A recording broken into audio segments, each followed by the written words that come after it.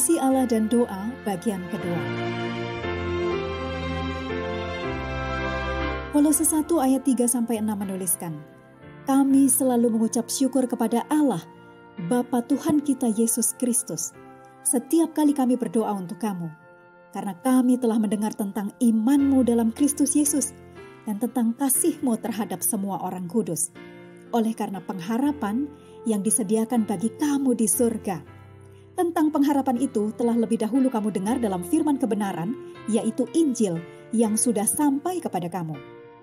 Injil itu berbuah dan berkembang di seluruh dunia. Demikian juga di antara kamu sejak waktu kamu mendengarnya dan mengenal kasih karunia Allah dengan sebenarnya.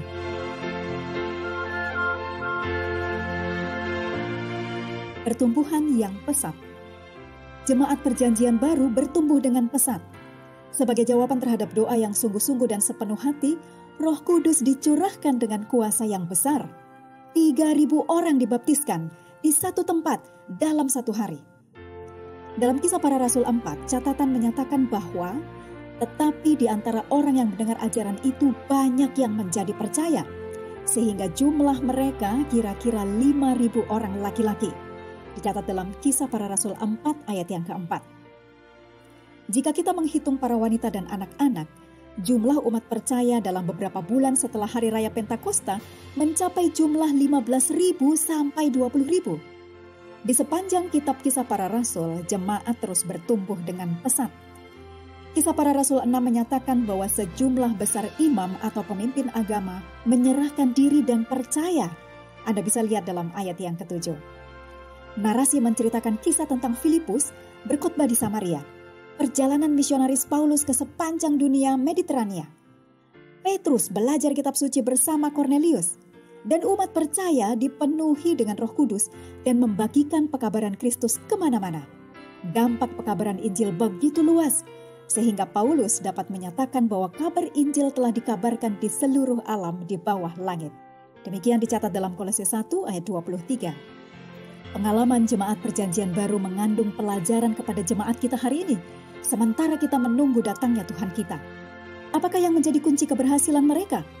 Mengapa jemaat di Perjanjian Baru berkembang begitu pesat? Mari kita lihat beberapa alasannya. Jemaat di Perjanjian Baru membawa semua yang mereka lakukan di dalam doa. Mereka menghidupkan suatu kehidupan yang diserahkan sepenuhnya kepada Tuhan dan bergantung kepada Tuhan. Mereka menyadari bahwa mereka tidak punya kuasa apapun untuk menyelesaikan misi Yesus tanpa kuasa Yesus. Ellen White menyatakan hal ini secara ringkas, yang dituliskan dalam The Desire of Ages halaman 362.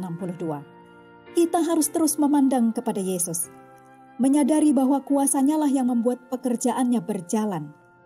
Sementara kita bekerja dengan sungguh-sungguh untuk penyelamatan jiwa-jiwa yang terhilang, kita juga perlu mengambil waktu untuk merenungkan, untuk berdoa, dan untuk belajar firman Tuhan. Hanya pekerjaan yang diselesaikan dengan banyak berdoa dan disucikan oleh jasa Kristus yang pada akhirnya akan terbukti menghasilkan kebaikan. Misi Allah, cara Allah. Perhatikan instruksi ini dengan seksama. Adalah kuasa Kristus yang mengerjakan pekerjaannya melalui kita. Bukanlah hikmat kita, kepandaian kita, karisma kita, atau pengetahuan kita. Hikmat untuk memenangkan jiwa datang dari Yesus. Kuasa untuk mengubah hidup adalah milik Kristus dan hanya Kristus saja. Pada akhirnya, hanya pekerjaan yang diselesaikan dengan banyak berdoa dan disucikan oleh jasa Kristus yang akan terbukti keberhasilannya. Misi Tuhan harus diselesaikan dengan cara Tuhan. Adakah seseorang yang Anda kasihi, yang Anda rindukan untuk bertemu di dalam kerajaan Tuhan? Adakah seorang teman atau rekan kerja yang memerlukan Yesus? Adakah seseorang yang Anda kenal, yang pernah berjalan bersama umat Tuhan, tetapi telah terhilang? Tuliskan nama-nama mereka dalam secari kertas, dan taruh kertas itu di dalam Alkitab, tepat di ayat 1 Yohanes 5, ayat 14-17. Mintalah penggenapan janji Tuhan setiap hari atas nama orang-orang yang Anda kasihi. Dan kemudian, mari kita bertelut untuk berdoa bagi mereka. Amin.